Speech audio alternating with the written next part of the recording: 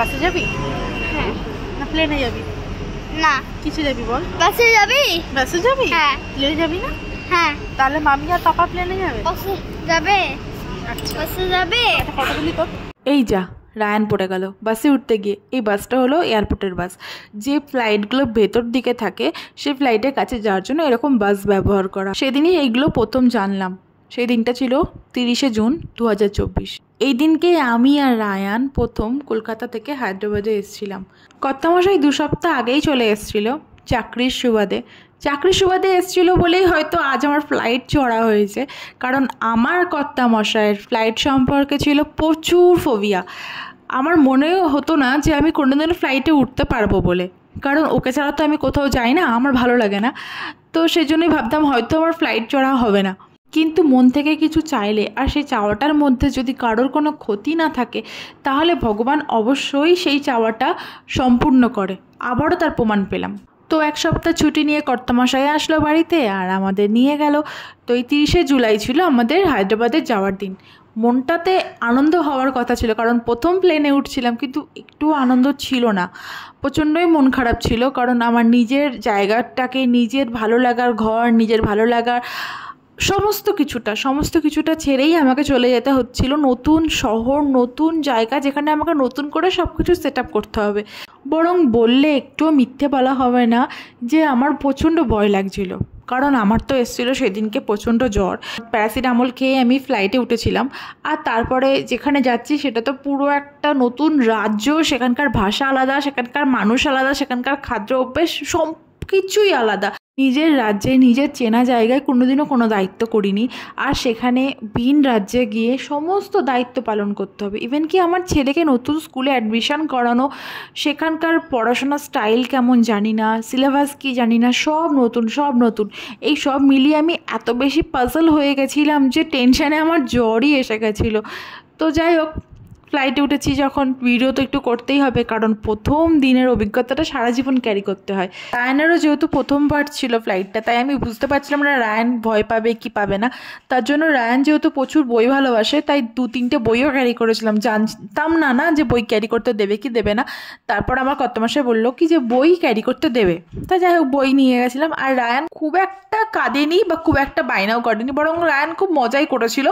আর পুরোটা ফ্লাইটে রায়ান নিজের সিটে না বসে আমার কোলে অথবা ওর পাপার কোলে বসেই কাটিয়েছিল। কিন্তু তাহলেও রায়ান এক ফোঁটাও ভয় পায়নি বা একটুও কাঁদেনি, বরং আমি আর আমার কর্তামশাই প্যানিক করছিলাম, কান আটকে গেছে।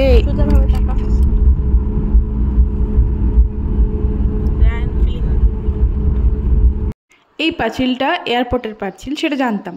বহুবার বাবার বাড়ি যাওয়ার সময় এই পাঁচিলটার ওই পাশে রাস্তা দিয়ে প্রচুর গেছিলাম, আর তাকিয়ে দেখতাম প্লেন কেমন হয়, প্লেন উঠছে নাকি, প্লেন নামছে নাকি। কিন্তু আজকে আমি প্লেনের মধ্যে বসে এয়ারপোর্টের পাঁচিলটাকে এই পাশ থেকে দেখছি। সত্যি এটাও একটা ভাগ্য। মানুষে বলে না ভাগ্যে থাকলে সবই হয়, তা সত্যিই তাই। আর তার জন্যই আমার মনে হয় অন্যের ভালো দেখে নিজে হিংসা না করে ভগবানের উপর বিশ্বাস রাখা উচিত, আর তার সাথে সাথে কর্ম করা উচিত। যদি ভাগ্যে থাকে তাহলে অবশ্যই হবে, যেমন আমারই হলো, তাই না?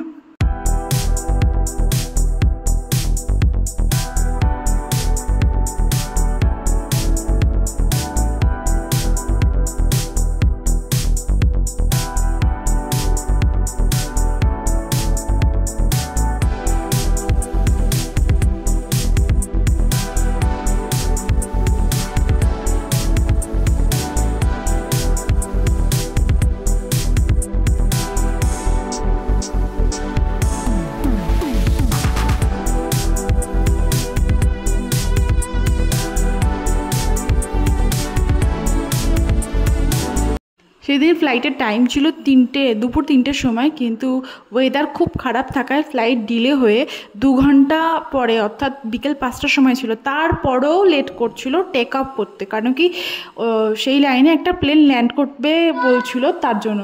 তো আমরাও সেটা দেখতে পাচ্ছিলাম পরে, কিন্তু প্রথমে খুব বিরক্ত হয়ে গেছিলাম। তোমরা আশা করি দেখতে পাচ্ছ, ওই যে হোয়াইট দেখো কিছুটা দেখা যাচ্ছে, ওটাই প্লেন আস্তে আস্তে ল্যান্ড করবে। ওটা ল্যান্ড করার পরেই আমাদের প্লেনটাও টেক অফ করে।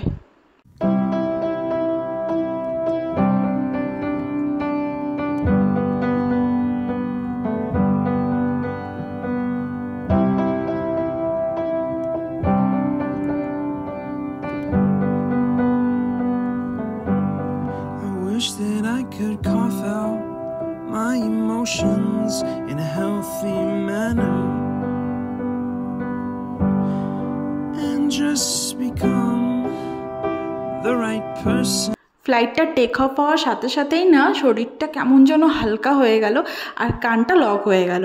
যদি এই কান লক ছিল আমার প্রায় 2 দিন মতো, যদিও এখন আর এগুলো হয় না, কিন্তু সেইবার অনেক দিন, মানে 2 দিন মতো কান লক ছিল। তোমরা যারা ফ্লাইটে রেগুলার চড়ো তারা তো জানোই, কিন্তু আমি যেহেতু প্রথমবার ছিল আমার ওটা, সেহেতু আমি না খুব ভয় পেয়ে গেছিলাম। ভয় ঠিক না, নার্ভাস হয়ে গেছিলাম, কিন্তু যাই হোক সে তো গেল আলাদা কথা। কিন্তু এবার এই যে প্রকৃতির দৃশ্য, এই যে কি অসাধারণ, মানে কি বলবো, অসাধারণ, যার কোনো ভাষাই হয় না। প্লেনটা টেক অফ হওয়ার আগে অবধি না বড্ড বিরক্ত লাগছিলো, যতবারই অ্যানাউন্স করছিল ওয়েদার খারাপ, খুব রাগ হচ্ছিলো। কিন্তু প্লেনে ওঠার পরে, মানে ফ্লাইটটা টেক অফ হওয়ার পরে না ভগবানের কাছে আমি কৃতজ্ঞ যে ওয়েদার খারাপ ছিল। পুরো মনে হচ্ছে কি আমি স্বর্গে চলে এসেছি। আর আমার রায়ান তো বারবার করে বলে যাচ্ছে হেভেন মামি, হেভেন মামি, হেভেন। সত্যি ছোটোবেলা টিভিতে যেমন দেখেছিলাম ভগবানরা যেরকম জায়গাগুলোতে থাকে না, সাদা সাদা ধোয়া থাকে, ঠিক সেরকম টাইপের লাগছে। মনে হচ্ছে যেন এখানেই সত্যি ভগবানরা আছে, কিন্তু আমাদের চোখের সামনে আসছে না। এত সুন্দর ছিল। আবার মাঝে মাঝে এই মেঘেদের ফাঁক দিয়ে নিচের দিকে আমার কলকাতা শহরটাকেও দেখতে পাচ্ছিলাম। সেদিন যদিও আইডেন্টিফাই করতে পারিনি যে আমরা কোন দিকটা দিয়ে যাচ্ছিলাম, পরে আমরা বুঝতে পেরেছি। আমি না, আমার কর্তামশাই এটাকে আইডেন্টিফাই করেছে যে আমরা ইকো পার্কের ওপরটা দিয়েই যাই। এর পরে কোনো একটা ভিডিওতে সেগুলো শেয়ার করব।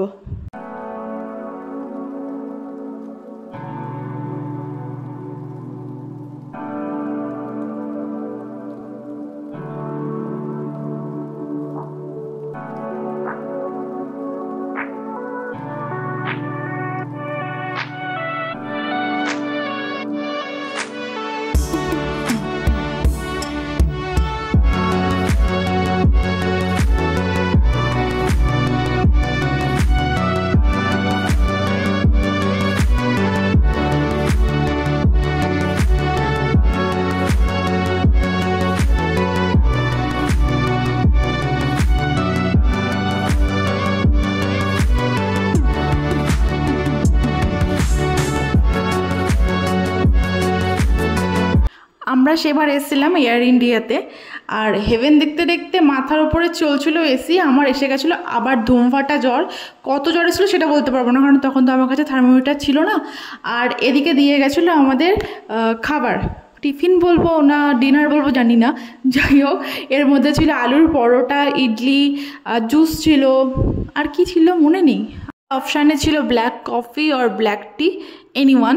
আমরা কোনোটাই নিইনি, না কি কে জানে, আমার কর্তা মনে হয় ব্ল্যাক টি নিয়েছিল হয়তো, অনেক দিন আগের তো মনে নেই। যাই হোক এইভাবেই আস্তে আস্তে পৌঁছে গেলাম আমার চেনা পরিচিত কলকাতার আকাশ ছেড়ে অচেনা নতুন একটা দেশের আকাশে, হায়দ্রাবাদ। সেখান থেকে হায়দ্রাবাদ শহরটাকে কি সুন্দর লাগছে দেখেছো, পুরো যেন তারাদের শহর। যদিও শহরটা খুবই সুন্দর, তা হলো মানুষগুলো বড্ড অচেনা। এখন একটু আধটু চেনা হয়েছে, কিন্তু আমার কলকাতার মতো নয়।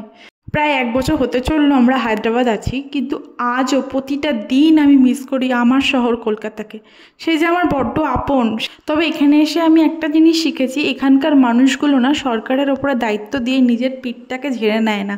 এখানকার প্রত্যেকটা মানুষ নিজের শহরটাকে সুন্দর রাখার চেষ্টা করে, সেটা এয়ারপোর্টের ওয়াশরুম হোক বা হায়দ্রাবাদের কোনো রাস্তার সাইড হোক বা কোনো গলির রাস্তা হোক, প্রত্যেকটা জায়গায় ক্লিন অ্যান্ড ক্লিন। আমাদের ওখানকার মতো পান মশলা খেয়ে পিক ফেলে নোংরা করবে আর বলবে সরকার কেন পরিষ্কার করে না, সরকার কেন এটা করে না। এখানকার মানুষ এরকম না। যাই হোক সেদিনকে হায়দ্রাবাদেও প্রচুর পরিমাণে বৃষ্টি হচ্ছিলো, যে আমরা উবের বুক করছিলাম সময় ক্যান্সেল করে দিচ্ছিলো। যদিও এখানকার কিন্তু ট্রান্সপোর্ট ব্যবস্থা খুব বেশি ভালো, তাহলেও প্রচুর অসুবিধার মধ্যে পড়তে হয়েছিল। আর যেহেতু সেদিন আমাদের প্রথম দিন ছিল, আমি তো প্রচণ্ডভাবে ঘাবড়ে গেছিলাম যে কি হচ্ছে রে বাবা।